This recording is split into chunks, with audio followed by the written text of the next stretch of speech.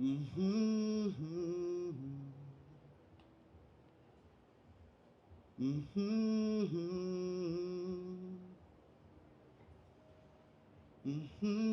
The other day, I got drunk with my friends.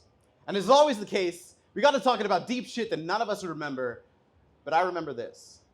We were going around our circle of friends talking about the lowest point we'd ever been in for a reason only 5 or 6 bottles of Shiner Cheer could explain.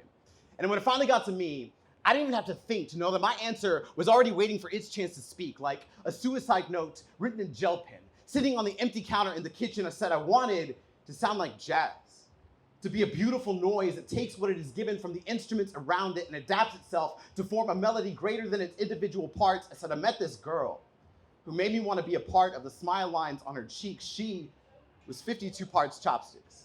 For 36 parts Beethoven Sonata Opus 106 in B flat major, she was a piano masterpiece my fingers couldn't quite keep up with.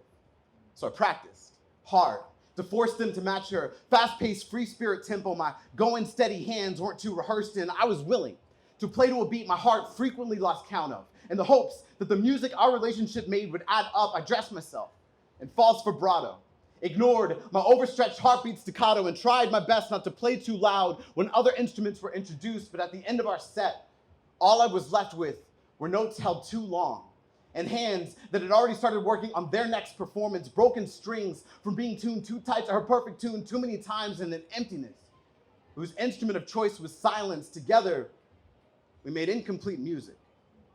And when the notes I played for weeks came back with no response, I finally realized that I was the instrument being played. And if I was just musical accompaniment, background for someone else performing, then I wanted to sound like the bottom of a full bottle of codeine, my sounds slowing, my heartbeat numbing, and eventually sound like my friends grew quiet. One of them asked me how I got over it. I said, sometimes I'm not sure I ever did. She said, I don't understand. God didn't give you 2 hands in a song so you could play third chair in someone else's orchestra. You can sound like jazz if you want to. But the best songs are often the ones you can't quite categorize, only make you realize how alive you are. Can we stop talking in metaphor? You try to kill yourself because some girl broke your heart. That shit's hard. But if you let someone else tell you when it's your turn to make music, all you will ever be is an instrument. I said, I think that's a metaphor, isn't it?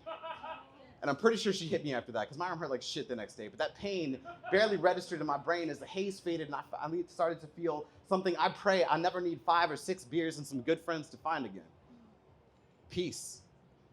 And the hope that this instrument becomes a melody that someone else can't stop humming.